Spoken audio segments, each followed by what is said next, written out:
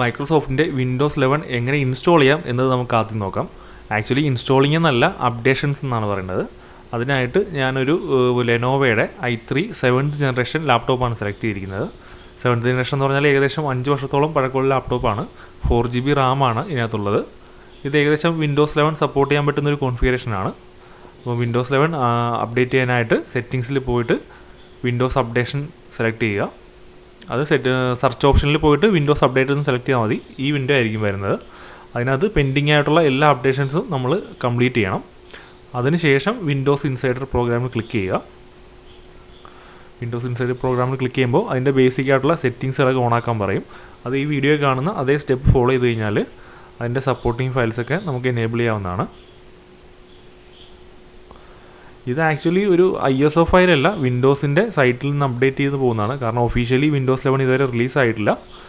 അതുകൊണ്ട് വിൻഡോസ് 10 ഉപയോഗിക്കുന്നവർക്ക് ഫ്രീ ആയിട്ട് 11ലേക്ക് അപ്ഡേറ്റ് ചെയ്യാം. അപ്പോൾ ഇൻസൈഡിൽ പ്രോഗ്രാമിൽ നമ്മൾ രജിസ്റ്റർ ചെയ്യാനായിട്ട് നമുക്കൊരു മെയിൽ അക്കൗണ്ട് വേണം. അത് ജിമെയിൽ അക്കൗണ്ട് പറ്റില്ല, നമുക്ക് മൈക്രോസോഫ്റ്റിൻ്റെ തന്നെ ഒരു അക്കൗണ്ട് വേണം.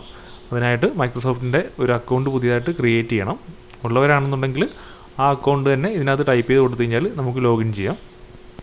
അപ്പോൾ ഞാൻ എൻ്റെ കമ്പനിയുടെ ഇമെയിൽ ഐ ഡിയാണ് കൊടുക്കുന്നത്. അത് വെച്ചിട്ട് ഈ അക്കൗണ്ട് രജിസ്റ്റർ ചെയ്യുകയാണ്. ഇത് രജിസ്റ്റർ ചെയ്ത് കഴിഞ്ഞാലും നമുക്കിത് അപ്ഡേറ്റ് ചെയ്യാനായിട്ട് 3 ഓപ്ഷൻ ഉണ്ട്. അതിനകത്ത് ഡെവലപ്പർ ഓപ്ഷനാണ് ഇപ്പോൾ നിലവിൽ നമുക്ക് അവൈലബിൾ ആയിട്ടുള്ളത്. അപ്പോൾ ഡെവലപ്പർ ഓപ്ഷനിൽ സെലക്ട് ചെയ്യുക. സെലക്ട് ചെയ്ത ശേഷം കണ്ടിന്യൂ കൊടുക്കുക. അത് കഴിഞ്ഞ് ഈ വീഡിയോയിൽ കാണുന്ന സ്റ്റെപ്പുകളൊക്കെ തന്നെ ഫോളോ ചെയ്താൽ മതി. കണ്ടിന്യൂ കൊടുക്കുക, റീസ്റ്റാർട്ട് കൊടുക്കുക. അപ്പോൾ നമ്മുടെ കമ്പ്യൂട്ടർ ഒന്ന് റീസ്റ്റാർട്ട് ആവും. അതിനുശേഷം വീണ്ടും വിൻഡോസ് ഒന്ന് അപ്ഡേറ്റ് ചെയ്യുക. അപ്പോൾ വിൻഡോസ് 11 അവൈലബിൾ ആയിട്ട് കാണിക്കും. അത് ഡൗൺലോഡിങ് കംപ്ലീറ്റ് ആയ ശേഷം വീണ്ടും റീസ്റ്റാർട്ട് ആവും. ഇത് വളരെ ലെങ്തി ആയിട്ടുള്ളൊരു പ്രൊസീജിയറാണ്. ഞാനതെല്ലാം സ്കിപ്പ് ചെയ്ത് കാണിക്കുന്നതേ ഉള്ളൂ. ഏകദേശം 2 മണിക്കൂറോളം ഇതിന് വേണ്ടി വരും. കാരണം നമ്മുടെ നെറ്റിൻ്റെ സ്പീഡ് അനുസരിച്ചിട്ട് ഡൗൺലോഡിങ് ടൈം എടുക്കും. ഡൗൺലോഡിങ് കംപ്ലീറ്റ് ആയാലും 1 മണിക്കൂറോളം ഇൻസ്റ്റാളേഷന് വേണ്ടി എടുക്കും. 1 മണിക്കൂറിന് ശേഷമാണ് ഇപ്പോൾ ലാപ്ടോപ്പ് ഓണായി വന്നിരിക്കുന്നത്. ഇതാണ് വിൻഡോസ് 11ൻ്റെ ഫസ്റ്റ് വിൻഡോ നമുക്ക് കിട്ടുന്നത്. ഇതിൽ പെട്ടെന്ന് തന്നെ നമുക്ക് എടുത്തറിയാൻ പറ്റുന്നൊരു വ്യത്യാസം, അതിൻ്റെ റൈറ്റ് ക്ലിക്ക് ചെയ്യുകയാണെന്നുണ്ടെങ്കിൽ ഒരുപാട് ഓപ്ഷൻസ് മിസ്സിംഗ് ആണ്. കാരണം കട്ട്, കോപ്പി, പേസ്റ്റ് ഇതൊക്കെ ഒരു ഐക്കണായിട്ട് തന്നെ നമ്മുടെ റൈറ്റ് ക്ലിക്ക് ഓപ്ഷനിൽ മൈക്രോസോഫ്റ്റ് വിൻഡോസ് 11 അവർ ചേഞ്ച് ചെയ്തിട്ടുണ്ട്.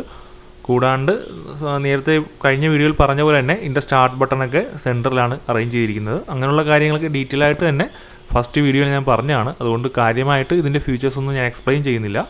ജസ്റ്റ് ബേസിക്കലി ഇൻസ്റ്റാൾ ചെയ്യാൻ ഉദ്ദേശിക്കുന്നവർക്ക് എങ്ങനെയൊക്കെയാണ് ഇതിൻ്റെ ഒരു പുതിയ തീം കാര്യങ്ങളെന്ന് കാണിക്കാൻ വേണ്ടി മാത്രം ഇതിനെക്കുറിച്ച് കാണിക്കുന്നേ ഉള്ളൂ. ഇതിനകത്ത് ഒട്ടുമിക്ക ഐക്കൺസും മുമ്പത്തെ വിൻഡോസ് 10 നിന്ന് ഡിഫറെൻ്റ് ആയിട്ട് ഒരു കർവ്ഡ് ഷേപ്പിലാണ് കൊടുത്തിരിക്കുന്നത്. നമ്മുടെ ലാപ്ടോപ്പിലൊക്കെ ആണെങ്കിൽ വൈഫൈ, ബാറ്ററി ഇതിൻ്റെ ഐക്കണൊക്കെ മുമ്പത്തേക്കാളും കുറച്ചുകൂടെ ലാർജ് ആയിട്ടുള്ള ഐക്കണാക്കി കുറച്ചുകൂടെ കാണാൻ ഭംഗിയുള്ളൊരു മെത്തേഡിലേക്ക് അവർ മാറ്റിയിട്ടുണ്ട്. ഏകദേശം ഉബണ്ടുവിലൊക്കെ ഉപയോഗിക്കുന്ന പോലത്തെ ഐക്കൺസൊക്കെയാണ് വിൻഡോസ് 11 അവർ ഉപയോഗിച്ചിരിക്കുന്നത്. ഈ സെറ്റിങ്സിലേക്ക് നോക്കിയാലും ഏകദേശം ഉബണ്ടുവിൻ്റെ ഒരു കോപ്പി എന്ന രീതിയിൽ തന്നെ പറയാൻ പറ്റും. കാരണം എല്ലാ സെറ്റിങ്സുകളും ഒറ്റ മെനുവിൻ്റെ അണ്ടറിൽ കൊണ്ടുവന്നിട്ട് അതിന് സബ് മെനു ആയിട്ടാണ് ഓരോ സെറ്റിങ്സ് വരുന്നത്. പുതിയ 6 തീമുകളാണ് ഡീഫോൾട്ടായിട്ട് മൈക്രോസോഫ്റ്റ് വിൻഡോസ് 11 അവതരിപ്പിച്ചിരിക്കുന്നത്. അതിനകത്ത് ഏറ്റവും പോപ്പുലർ ഡാർക്ക് തീമാണെങ്കിലും ഞാൻ ഈ വീഡിയോ ചെയ്യുന്നതിന് വേണ്ടിയിട്ട് അതൊരു ലൈറ്റ് തീമിലേക്ക് മാറ്റുവാണ്. ഇത് വിൻഡോസ് 11ൻ്റെ ഒരു ബീറ്റ വെർഷൻ ആയതുകൊണ്ട്, അതായത് വിൻഡോസ് 10 ഒഫീഷ്യലി ലോഞ്ച് ചെയ്യുന്നതിന് മുമ്പ് ഇറക്കിയിരിക്കുന്ന ഒരു ട്രയൽ വെർഷൻ പോലെ, അതായത് നമ്മളൊരു കമ്പ്യൂട്ടറിലേക്ക് ഇൻസ്റ്റാൾ ചെയ്തിട്ട് അതിനകത്തുണ്ടാകുന്ന എറർസൊക്കെ മൈക്രോസോഫ്റ്റിന് ഐഡൻറ്റിഫൈ ചെയ്യാൻ വേണ്ടിയിട്ടാണ് ഒരു ഡെവലപ്പർ മോഡിൽ ഈ വെർഷൻ നമുക്ക് നൽകിയിരിക്കുന്നത്. അപ്പോൾ ഓരോ ലാപ്ടോപ്പിലും ഉണ്ടാകുന്ന എറർസൊക്കെ ഓരോ അപ്ഡേഷനിലൂടെ മൈക്രോസോഫ്റ്റ് നമുക്ക് ക്ലിയർ ചെയ്യുന്നുണ്ട്. എങ്കിലും നമ്മൾ പ്രൊഫഷണൽ ആയിട്ടുള്ള ഒരു ആവശ്യങ്ങൾക്ക് കമ്പ്യൂട്ടർ ഉപയോഗിക്കുന്ന ഒരാളാണെങ്കിൽ മൈക്രോസോഫ്റ്റ് വിൻഡോസ് 11ൻ്റെ ഒരു സ്റ്റേബിൾ വെർഷൻ വരുന്നവരെ അതിൽ തന്നെ തുടരുന്നതായിരിക്കും നല്ലത്. കാരണം ഇതിലുണ്ടാകുന്ന ക്രാഷസ് മൂലം ചിലപ്പോൾ നമ്മൾ വർക്ക് ചെയ്തുകൊണ്ടിരിക്കുന്ന ഫയലുകളോ അല്ലെങ്കിൽ പ്രീവിയസ്ലി ഇതിനകത്ത് ഉണ്ടായിരുന്ന ഫയലൊക്കെ കംപ്ലൈൻ്റ് ആയി പോകാൻ ചാൻസ് ഉണ്ട്. അഥവാ നമുക്ക് തിരിച്ച് പഴയ വെർഷനിലേക്ക് പോകണമെന്നുണ്ടെങ്കിൽ അതിനൊരു ഓപ്ഷനും മൈക്രോസോഫ്റ്റ് ഇതിനകത്ത് ആഡ് ചെയ്തിട്ടുണ്ട്. നമ്മുടെ പഴയ വിൻഡോസ് 10ലേക്ക് റോൾ ബാക്ക് ചെയ്യാനുള്ളൊരു ഓപ്ഷൻ ഈ വീഡിയോയുടെ അവസാനം ഞാൻ അതിൻ്റെ കൂടെ ആഡ് ചെയ്യാം. കാരണം ഇതിലുണ്ടാകുന്ന ബഗ്ഗുകൾ കൊണ്ടും അല്ലെങ്കിൽ നമുക്ക് യൂസർ ഫ്രണ്ട്ലി അല്ലാന്ന് തോന്നിക്കഴിഞ്ഞാലും നമുക്ക് തിരിച്ചു പോകാനായിട്ട് മൈക്രോസോഫ്റ്റ് ആ ഓപ്ഷൻ അവിടെ ആഡ് ചെയ്തിരിക്കുന്നതാണ്. അത് ഏകദേശം നമ്മൾ അപ്ഡേറ്റ് ചെയ്ത് 10 ദിവസത്തിനുള്ളിൽ തന്നെ നമ്മളതിലേക്ക് റോൾ ബാക്ക് ചെയ്യണം. അത് കഴിഞ്ഞാൽ പെർമനൻ്റ്ലി വിൻഡോസ് 11 ആയി പോകും. ഇങ്ങനെ നമ്മൾ തിരിച്ചു പോകുന്ന സമയത്തും ഡേറ്റ ലോസിനുള്ള ചാൻസ് കൂടുതലാണ്. അതുകൊണ്ട് തന്നെ വിൻഡോസ് 11 ട്രൈ ചെയ്യുകയാണെന്നുണ്ടെങ്കിൽ തീർച്ചയായും ഡേറ്റാസൊക്കെ ബാക്കപ്പ് എടുത്ത് വെച്ചിട്ട് ശേഷം മാത്രമേ വിൻഡോസ് 11 ട്രൈ ചെയ്ത് നോക്കാവുള്ളൂ. വിൻഡോസ് 11 ബേസിക് ആയിട്ടുള്ള മാറ്റങ്ങളൊക്കെ ഞാൻ ഈ വീഡിയോയിൽ കവർ ചെയ്തിട്ടുണ്ട്. വിൻഡോസ് 11 എല്ലാ ഫീച്ചേഴ്സും അതിൻ്റെ ഒഫീഷ്യൽ വെർഷൻ വന്ന ശേഷം മാത്രമായിരിക്കും നമുക്ക് അവൈലബിൾ. അപ്പോൾ ഒഫീഷ്യൽ വെർഷൻ റിലീസായ ശേഷം അതിനെക്കുറിച്ച് ഡീറ്റെയിൽ ആയിട്ട് ഒരു വീഡിയോ നമുക്ക് ചെയ്യാം. ഇനി വിൻഡോസ് 11 നിന്നും 10 എങ്ങനെ തിരിച്ചു പോകാം എന്ന വീഡിയോ നമുക്ക് നോക്കാം. അതിനായിട്ട് സെർച്ച് ഓപ്ഷനിൽ പോയ ശേഷം സിസ്റ്റം റിക്കവറി എന്ന് ടൈപ്പ് ചെയ്യുക. അപ്പോൾ വരുന്നത് ഈ കാണുന്ന പോലെ ഒരു സിസ്റ്റം റിക്കവറി വിൻഡോ ആയിരിക്കും. അതിനകത്ത് ഗോ ബാക്ക് എന്ന് പറഞ്ഞിട്ടൊരു ഓപ്ഷൻ നമുക്ക് കാണാൻ പറ്റും. അതിനകത്ത് ഗോ ബാക്ക് എന്നുള്ള ബട്ടണിൽ ക്ലിക്ക് ചെയ്യുകയാണെന്നുണ്ടെങ്കിൽ വിൻഡോസ് 10 റോൾ ബാക്ക് സ്റ്റാർട്ട് ചെയ്യും.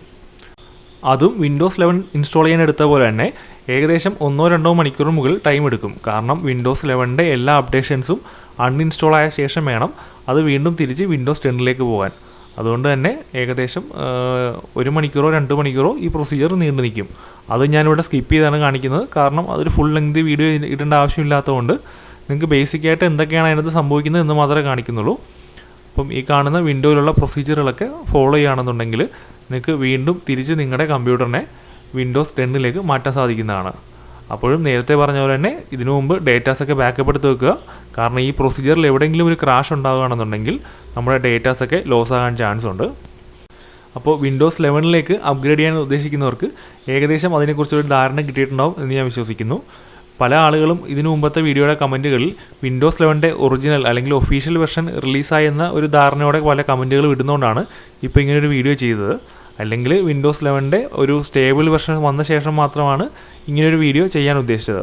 അതുകൊണ്ട് തന്നെ നിങ്ങൾ ഇൻസ്റ്റാൾ ചെയ്ത ശേഷം നിങ്ങൾക്ക് എന്തെങ്കിലും എറർസോ അല്ലെങ്കിൽ ഹാർഡ്വെയർ ഇഷ്യൂസോ ഫീൽ ചെയ്യുകയാണെന്നുണ്ടെങ്കിൽ അത് തിരിച്ച് പഴയ വിൻഡോസ് 10 മാറ്റാനുള്ള ഓപ്ഷൻ ഞാനിവിടെ ആഡ് ചെയ്തിട്ടുണ്ട്. അപ്പോൾ ഈ വീഡിയോ നിങ്ങൾക്ക് ആർക്കെങ്കിലും ഉപകാരപ്പെട്ടിട്ടുണ്ടെങ്കിൽ ഈ ചാനൽ സബ്സ്ക്രൈബ് ചെയ്യുക. അതോടൊപ്പം തന്നെ ആ ബെൽ ബട്ടൺ പ്രസ് ചെയ്യുകയാണെന്നുണ്ടെങ്കിൽ ഇത്തരം പുതിയ വീഡിയോകൾ ഞാൻ അപ്ഡേറ്റ് ചെയ്യുന്ന ഓർഡർ അനുസരിച്ചിട്ട് നിങ്ങൾക്ക് കാണാൻ പറ്റുന്നതായിരിക്കും. Thank you for watching my video. By.